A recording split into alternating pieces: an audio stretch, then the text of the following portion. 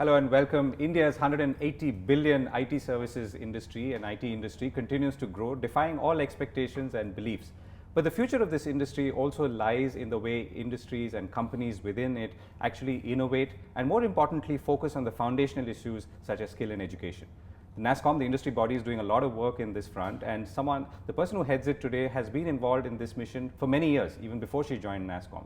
My pleasure to be joined by Debjani Ghosh, the president of Nasscom. Debjani, thank you very much for speaking with us. Thank you. So let's focus first on the foundational issues, which will take India's IT industry to another place and greater heights. And what are you focusing on to ensure that it remains the way it is today, growing at 9% plus, and continues to grow in future? Yeah. So first of all, it's been a fantastic year for the industry, right? And not just IT services and BPM, but it's been a fantastic year across the board. We've seen tremendous growth in GCCs. We're seeing cutting edge R&D coming to India. In fact, today India has the highest market share when it comes to outsourcing R&D. We've seen growth in the startup ecosystem. So across the board, I think it's been a fantastic year for India and Indian technology companies. The one common thread that cuts across every single one of these segments, be it a large MNC, be it a large Indian company, be it a startup, be it an SME, is that they're all in some form of transformation, right? To cope up with the disruption that's happening outside, right?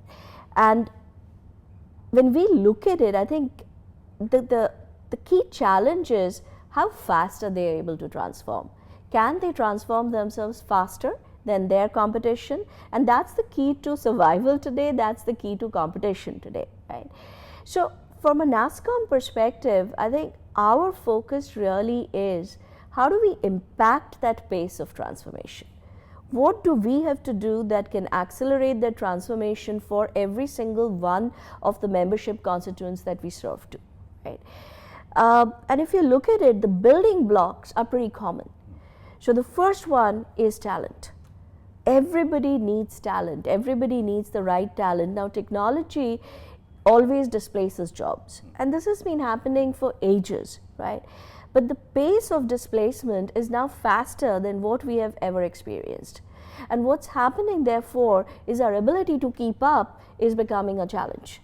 Now, as a result, most of the new jobs that are getting created, we don't have the skills for it. We've not been able to keep up, right? So I think there's a huge focus right now to reskill the workforce and also create a pipeline that can continue to provide the talent that this industry needs, and that's becoming a do or die effort. That pretty much is the new industry imperative. So for Nasscom, that's job one. And we have worked with the industry to launch an initiative called Future Skills.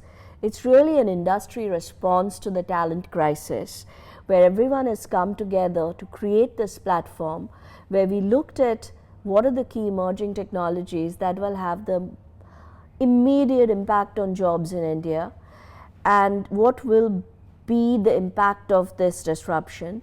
So we identified something like 10 technologies, which would create something like 156 new jobs. And frankly, those jobs have already started being created. And then we work backwards to figure out what should be the skills required for us to get people ready for these new jobs. So it's a huge effort. Companies are working with us not just to get employees reskilled, but also to contribute to the content. So it's a fantastic, to me, Nasscom, the secret sauce of Nasscom is our ability to leverage the ecosystem, is our ability to bring together the most fierce competitors and get them to collaborate. And it's happening all over again to solve this crisis which is facing the overall industry. Right. So when you talk about skills and skills upgradation, so that also presumes in a positive way that people can be skilled easily. Because the fear maybe in some ways a few years ago was that maybe we will not be able to upskill for these new technologies and these new requirements, whether it's artificial intelligence or digital broadly. I won't use the word easily. People can absolutely be trained. You need to have the foundation in science, maths, etc. But you absolutely can be trained.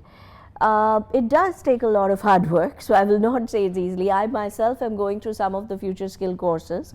It takes a lot of hard work, it takes a lot of time, especially given that I come from an economics background, but I absolutely can relate and I can learn. So yes, the good news is it's possible to pick up new skills. Right, and large companies, I mean, including the largest GCCs or others, are investing their own funds. I mean, Accenture is investing $1 billion. Everyone is investing. Everyone is. Overall, across the industry this year, L&D, learning and development investments have gone up by over 25%. This year, the industry has trained 600,000 of its workers on these new skills. Right. So this is pretty much priority one across the board. Right. So that's at the top level. I mean, these are people in some ways who can take care of themselves. But you're also working at the other end of the ecosystem, which is to say, okay, how do we find the next big idea, the next big, the enterprising entrepreneur, and link that into this ecosystem to continue the innovation? Absolutely. I think talent and innovation sort of are going hand in hand today, right? So while we address the talent pool, we also have to ensure that we build and we strengthen India's appetite for innovation. And that's where a lot of startup work is going on. But think of it, today, in today's world, the rules of innovation are changing. Innovation is about co-creation. Innovation is about collaboration. We're not organically very good co-creators and collaborators, right? We are taught in an education system where it's the survival of the fittest. You don't share, you don't talk to the other person, right? So for us, it's going to take a little bit of a mindset change to adapt to the new rules, and that is hard work. That, frankly, changing mindset is the hardest of all work, right? So there's a lot of focus as we build the skill pipeline. There's also a lot of focus, and that's the second big pillar for Nasscom. How do we create that innovation mindset? For example, the work with startups that we are doing. Now, India is obsessed with numbers.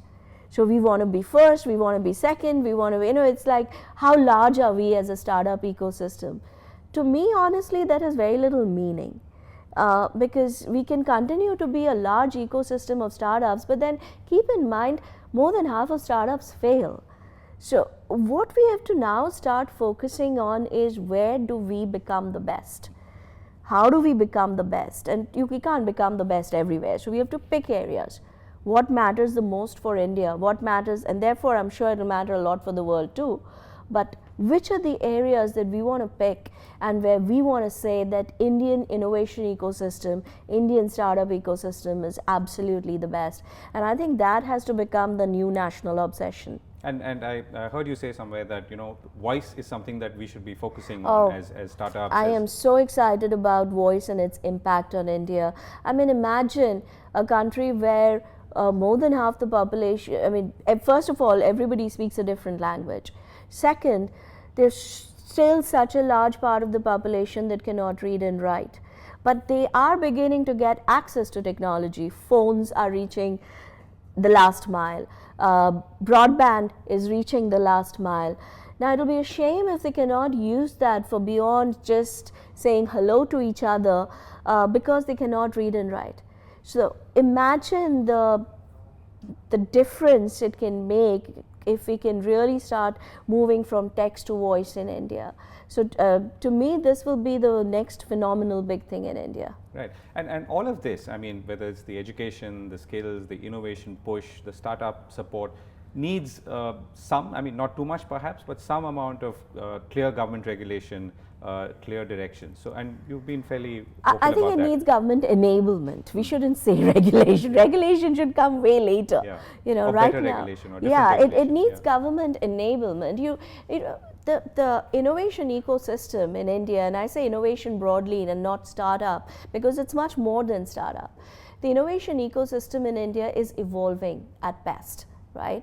But it's evolving fast and it has tremendous potential.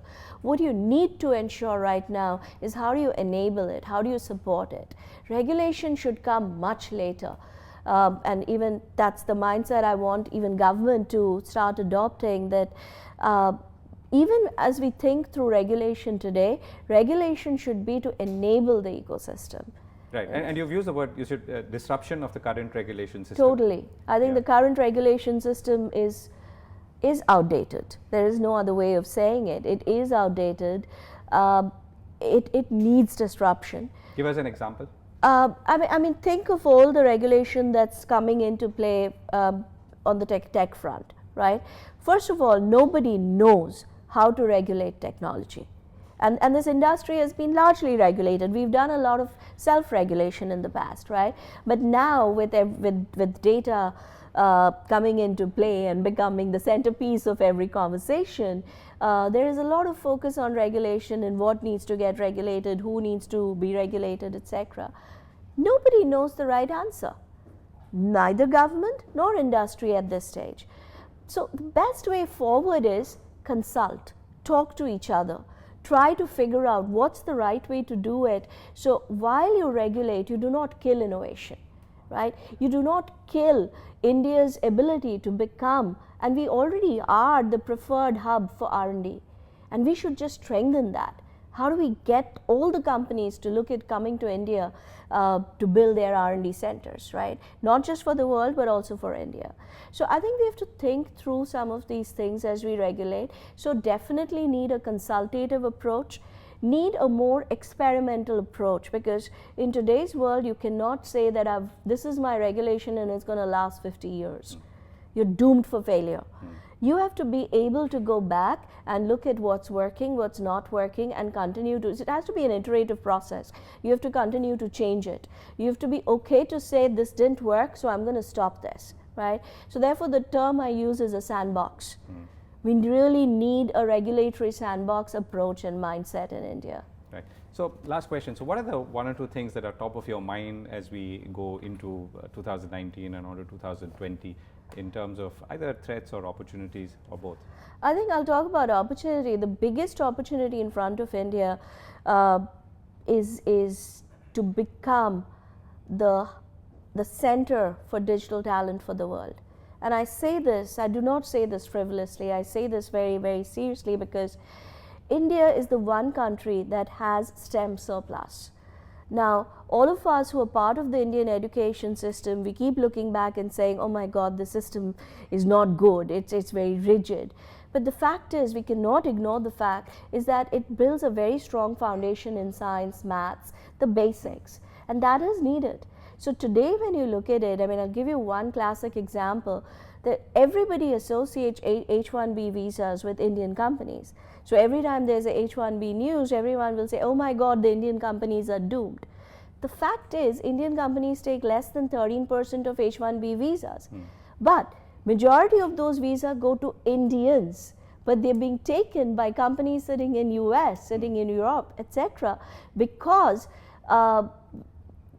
we have the talent. And I think it's a huge advantage. Now we cannot bask in that glory because the talent requirements are changing. How do we now change this advantage that we have in STEM to digital advantage, digital talent advantage? And it's doable. World Economic Forum has recently come out with the Future of Work study. Now, bad news, more than 50% of Indian employees have to be reskilled. Good news, everywhere else, they also have to, more than 50% have to be reskilled. And even better news, in India, it'll take us less than 1 year to reskill if we may seriously make it a priority. So my ask to government is, make this the national priority. Industry, government has to join hands, and we have to make this number one, I mean, pretty much job number one for India. Because if we do this, this is what gets us the leadership. You know, we've been talking about how do we become leaders in AI, how do we become leaders in deep tech. This is what gets us the leadership, and we have to take this really seriously. That's a good note to end on. Debjani Ghosh, thank you so much for speaking with us. Thank you very much.